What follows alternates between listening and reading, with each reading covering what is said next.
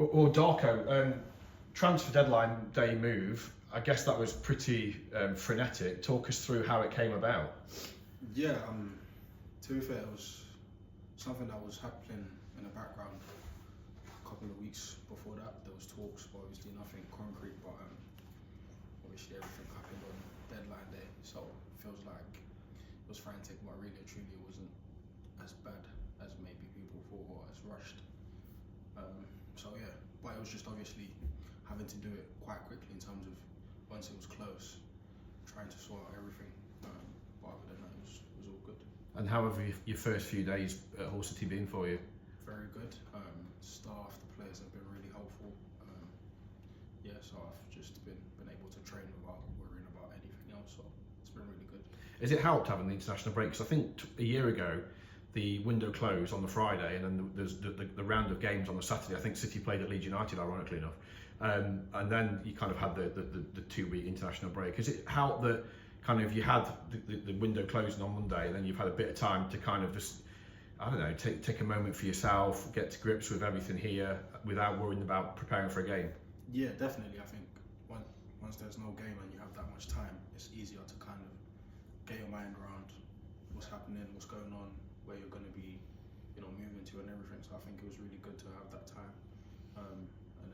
But it's weird because you don't see all of the team at the same time. You come in and there's players in different situations, people going on international break, people not in as well. So yeah, but I think that time really helped to settle down. Yeah. And how have you found training? Been good. This week's been good, really good. Obviously preparing for the game. So yeah, no, I'm excited. And how have you found, even if I can get my words out, the gaffer? He's we've got to know him a bit over the last couple of months since he's arrived, and he seems like a really effervescent. He seems popular. He's chatty. He seems quite relaxed. What's he like? What's he been like with you? Yeah, no, obviously I spoke to him before I came here, and yeah, I had a really good feeling. And since I've met him, he's also been really helpful and explained to me where he sees me as in his team. So yeah, I think he's been really helpful, and yeah, like you're saying, he's a really, really good character. And how's your summer look, Darko? Because obviously you finished the season at home park with Plymouth. Then you've obviously been at Leeds, and then this has happened very late in the summer window. Give us kind of an insight into what your summers look like. Yeah, obviously after the season was done, took some time to rest, to recover, and then started training and preparing for pre-season. And then yeah, I went back to Leeds for pre-season. Was training throughout that time, and then yeah, now the move came about closer to the end of the window, but I was still able to train throughout that time, and trying to stay ready for whatever it was going to be, whether I was going to stay or leave. So yeah. And what conversations did you have with Daniel Farker and the people at Leeds, kind of at the end of last season, about how they saw your future and how you saw your own future? Yeah, I think obviously in the situation they were in, they were trying to push for promotion, and we were with Plymouth, we were in a relegation battle. So during that time, there wasn't really any conversations. It was just everyone needs to focus on what their targets are. And over the summer, I spoke to the club, spoke to my agent, and yeah, the chance was, if there's an opportunity to go on loan or to leave on a permanent, that would be better suited for both parties. And in the end, I've left on a permanent. So yeah. Did you kind of, given that Leeds were obviously ultimately promoted and you were at Plymouth, did you kind of I guess within yourself accept that your career at Leeds probably wasn't going to go any further, and that it was time to try and break away like you've done here and got a permanent move? Yeah, I mean, I think in football you never know what can happen. Yeah. When a team goes up or a team doesn't go up or whatever, the situation can always be the same or different.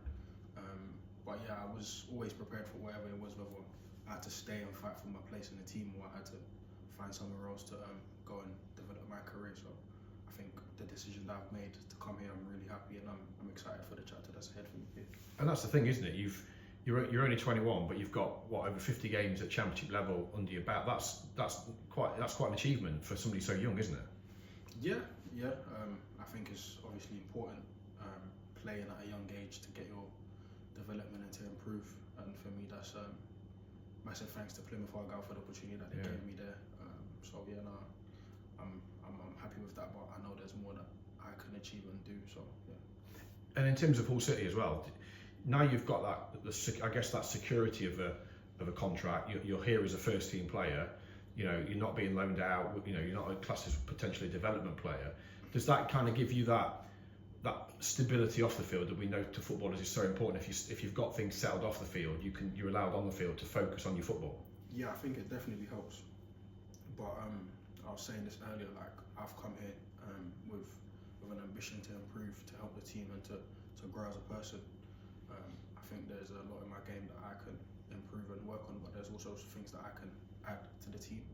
I'm 21, and like you said, with a 3-year contract, so the main goal is to do what I can do on the pitch and focus on coming in every day, working hard, and improving.